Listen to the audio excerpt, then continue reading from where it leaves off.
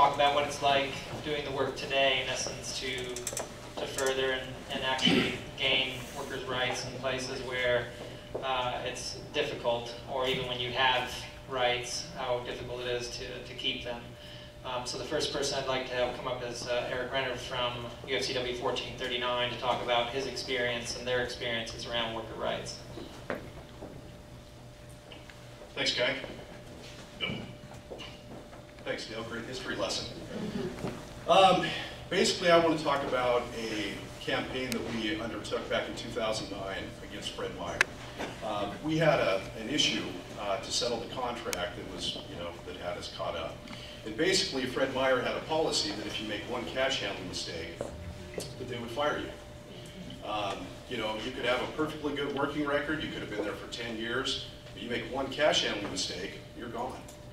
And so, of course, being the union, we're like, hey, this is crap. You're not following progressive discipline. This isn't right.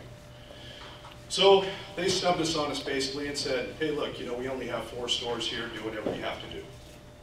So we're like, okay. And if anybody knows Larry, my boss, we're always up for a fight. So anyhow, we went to Portland, operated out of Powell Park, put an ad on Craigslist, and hired 5 people. I trained those 5 people for 2 weeks. We picketed their corporate headquarters over the issue in the morning, at lunch, and at quitting time. And we would talk to all their employees, the corporate employees for the company on these breaks and such. And then we went out into the neighborhoods and we hand-built about 25,000 homes over 5 months. During this time, the company was pretty upset, obviously. So then we started round 2. We put together 300,000 postcards. And we sent those postcards to the zip codes around Fred Meyer stores from Coos Bay, Oregon to Palmer, Alaska. And we had the story of Nita, who was a 70-year-old grandmother that was continuing to work so that she could provide health care insurance for her 10-year-old grandson. But she was fired under this policy. So we put her story on 300,000 postcards and sent them out. And at that time, obviously, it upset the company. So they filed a grievance against us. And they wanted a response within 30 days, even though the average turnaround time for us to get a grievance response was like 3 months. And then they filed an injunction against us and tried to get us to stop doing it. And we were like, well, we're just going to keep going. And we did. We stepped up the pressure. We started the Fred Meyer Just Wrong campaign. I don't know if anybody remembers it or not, but we advertised through television. We had people on the airwaves talking about their stories and what had happened to them with this mistake and how it had an adverse impact on their lives. Like I say, TV, radio, bus ads, going around speaking to different groups. And anyway, we just kept pounding away, and it led to a settlement. They decided to come off that issue. Now they give people a second chance. We don't necessarily agree that that's right. We believe it should go through progressive discipline. But we were able to get a win, by taking things to the public. And,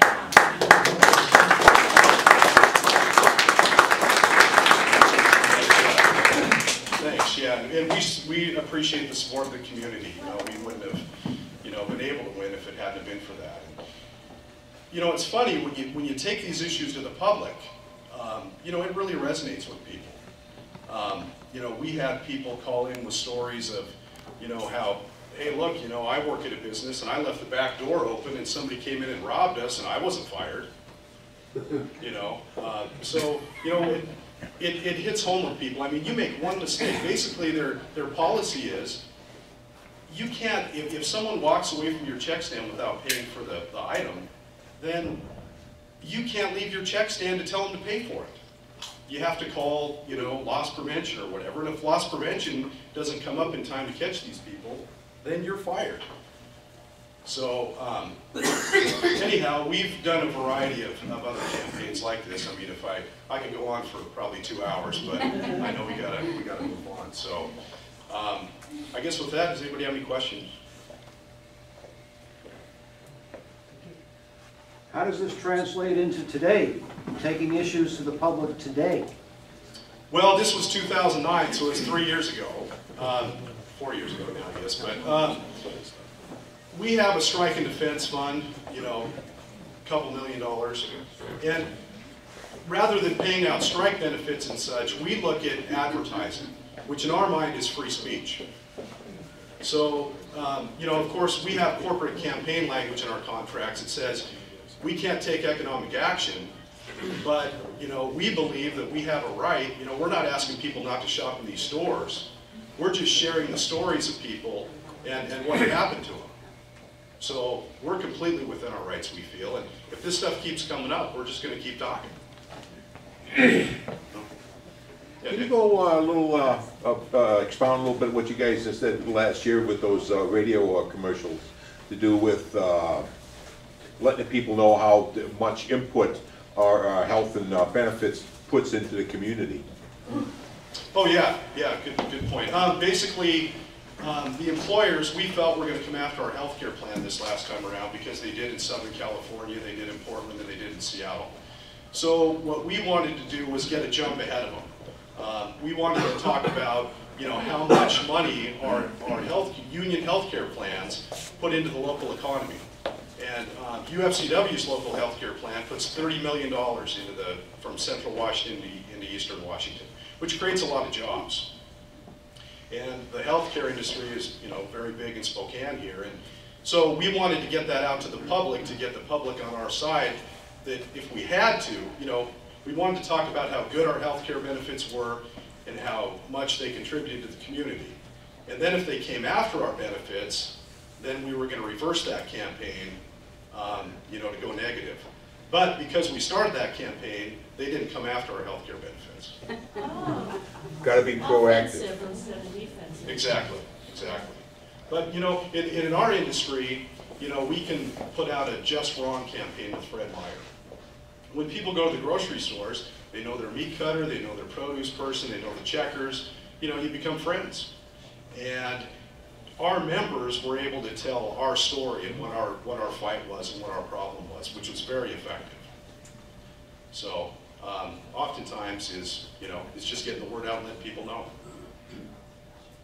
Yeah, Kathy. I also have seen in Fred Meyer's store that they're wearing union buttons too. Yes. Yeah, we passed those out and asked them to wear them, and they do. And our members are a great resource. I mean, we get them involved in just about everything we can. And, you know, we try to keep them informed and, you know, email list, you know, what our current issues are and so forth and so on. But it's just getting the word out. So, all right? You bet.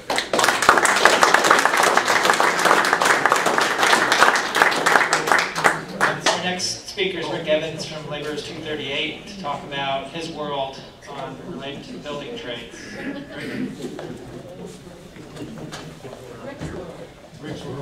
I'm going to sit down because it's easier. And actually, you know, it's real similar. All these things are real similar when it comes to organizing with whether it's building trades or a grocery store or whatever. They all, you know, there's some little different rules here and there, but you know, they're all very similar and they're very tough. But I'm going to go off script a little bit. So, you know, March 4th, 1910, right here in Spokane, right? There was a victory of sorts for labor and free speech. IWW won the battle, war. But the fight continues to this day, right? So the IWW, or as they became so fondly known as the Wobblies, their message was particularly unpopular with the business community. So their members believed that the capitalist system was corrupt, could not be reformed, can only be resisted until a better society could be built for all working people. So when you kind of look at that, I kind of think that message still resonates today for a lot of workers, for sure. For a lot of workers. Especially since the Reagan era, the construction site, to the factory, to the store, the American workplace has been morphing for many, I would say the majority now, into a tightly managed torture chamber of exploitation and domination. Okay? Bosses strut about making stupid comments, derogatory comments, and we've seen this on organizing campaigns where the day before and the day of the vote, when we're organizing like a stationary unit we did, well, they got all the bosses walking around wearing these pins. It just says no. They walk by workers and they just point. They don't say nothing, just point at their no pin, right? And yeah, you know, some of that stuff they're not legally supposed to do, and you file the ELP and you do this and you do that. And all that takes a lot of time. The vote's done. They come back, they go, well, yeah, the company was wrong, so you can do another election. Well, that costs a lot of money, so, you know, it's very difficult to do that. So right from the get-go, you know, the advantage rests with the company. So anyway, employees get trapped by this system. They censor themselves. They don't say anything because they're afraid they're going to get fired, right? So bad management, draconian policies prop up a system of command and control where the boss is God, literally, and the workers are so many expendable units in the capitalist machine, basically. They are totally expendable. Now, the thieving CEOs, they get mega yachts. The hardworking Americans get stagnant wages, crappy health care, if any, 401ks instead of a defined benefit pension plan, and many, many, many times, most of the time, a lot of times anyway, they get nothing. So, think about that. You know, Americans are supposed to be people who love freedom above everything else. They say the Constitution, you know, guarantees them freedom and all that, right?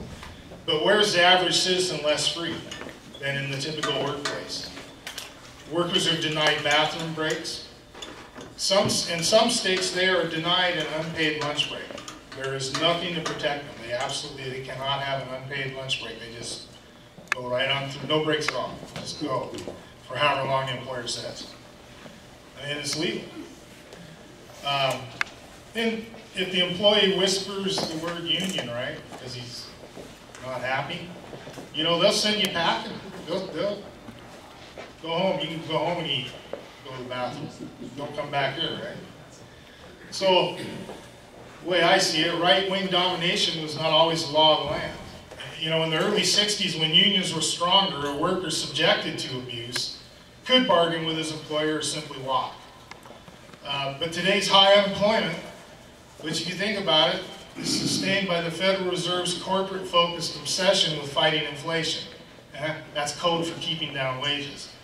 It works out well for the company, but not for the working people. The unrelenting attack by the right wing on government helps block large-scale public works programs that might help rebalance the scale by putting people back on the job. The right's attack on collective bargaining robs the worker of any recourse to unfair, unsafe, or unjust conditions. High unemployment and economic inequality keep the show going just the way they like it. So how did this happen? Well, the right-wing machine paints this picture of the economy as a voluntary system that is good for most people, they tell us, that our economy is a system of equal exchange between workers and employers in which everybody who does their part is respected and comes out ahead. Yeah, right. Yeah, that's right. Meanwhile, the waterfall of money in politics by the corporate-backed right-wing fanatics drowns the democratic system of rule by the people. And the redistribution of wealth toward the top ensures that most of the people are scrapping too hard for their daily bread to fight for anything better. So the Community Bill of Rights, it may not be a silver bullet, you know, but I think it sends a message to the corrupt right-wing corporations and their cronies. Chamber of Commerce, et cetera, right? Sends a message. Sends a message maybe that working people are sick and tired of getting the short end of the stick time after time after time. And so with that said, I think that really does resonate with what the Wobblies' message was. So, my opinion. Thank you.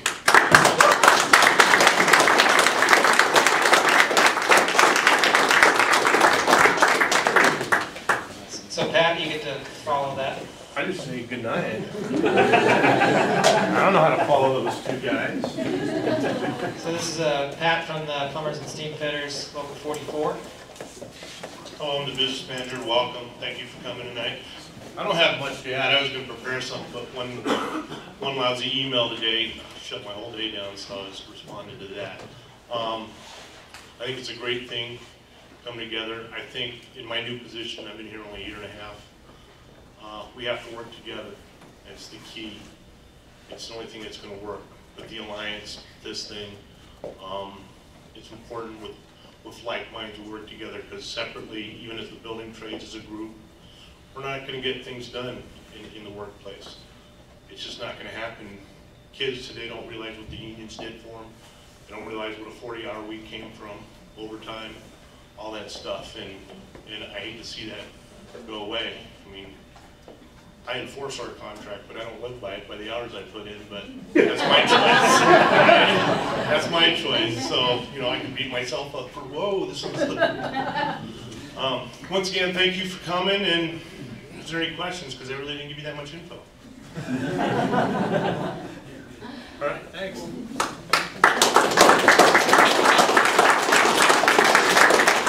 We've got two more folks before we kind of cap it off, and I'm going to ask Jim Green to come up and share some words of wisdom with us. Sure. How's everybody doing? We're good, Jim. I'm legally blind, so if you're ugly, sit up and be proud. I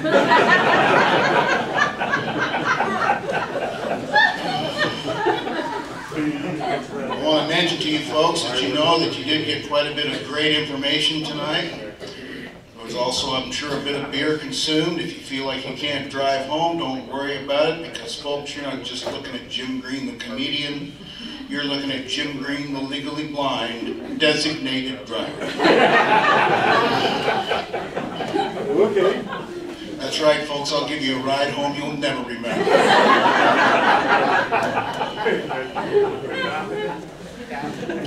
There's some expressions, though, that kind of bother me about blind people. For example, what do they call a date that's usually a beginning date, a crappy date?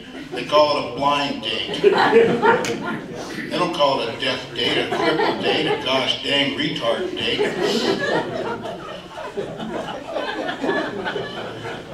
And what's another expression that people use? You know, when we have our politicians on TV speaking their corporate speak and all of that as our leaders, they call it the blind leading the blind. It's never the drunk guy leading the blind. Oh, I'm sorry I ran into that flagpole over there. Your nose is pretty messed up, man. It's never the deaf leading the blind.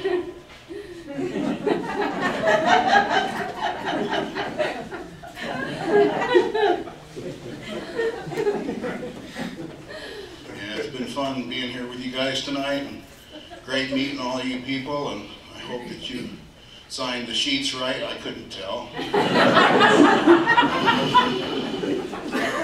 Glad there weren't any announcements for me to read. You know, it's interesting in the fact that we had the free speech movement here in Spokane. You know, they had another movement like that in 1964, actually, at the University of California campus. And if it hadn't been for the original free speech movement, they probably would have known what to call the movement.